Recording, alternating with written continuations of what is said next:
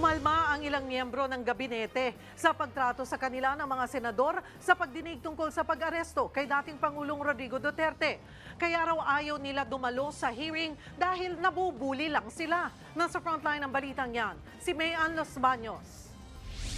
Sino nga ba ang nag-utos na pasakayin si dating Pangulong Duterte sa eroplano papuntang The Hague matapos siyang maaresto? Yan ang paulit-ulit na tanong ni Senator Bato de la Rosa kay PNP-CIDG Chief Nicolas Torre na siyang nanguna sa pag-aresto kay Duterte. Sagot ni Torre, The order that I received from the Chief of the Philippine National Police is to serve the warrant and ensure his delivery to the 250th Wing, to the team that will deliver him to The Hague. pero nalabuan dyan si Senator Bato. I have a team You of are the the PG one there. there. Wala si SOG doon. Ikaw ang nagkarga sa kanya sa aeroplano. Kaya tinatanong kita, who gave you the order? Sir, I take my orders from the Chief of the Philippine National Police. Pero nang si PNP Chief Marbil na ang tanungin, in-invoke niya ang executive privilege. So, General Marbel, are you lying? Sir, I'm not lying, but I just want to have the executive privilege po regarding this matter, this operational matter. Nandito na tayo eh. Executive privilege ka dyan. Dito na umalma si Justice Secretary Boying Remulla. That's why we didn't want to attend the last hearing, because this is what we were expecting, ma'am.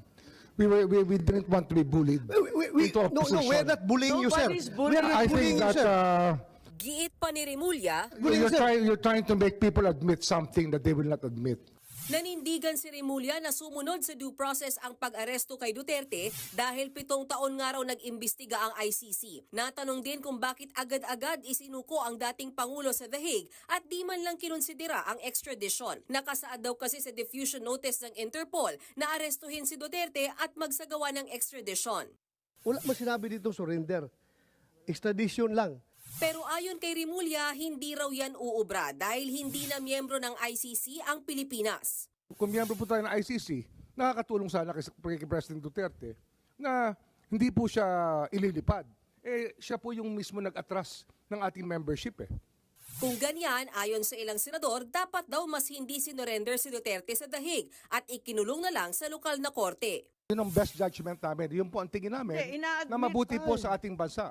Ayon naman kay dating Supreme Court Associate Justice Adolfo Azcuna, legal ang warrant of arrest na inisyu ng ICC. Pero ang surrender na ginawa kay Duterte ay hindi tama. If we don't have a treaty, then we cannot surrender the suspect to the ICC under this section, because this section requires that the surrender be pursuant to a treaty.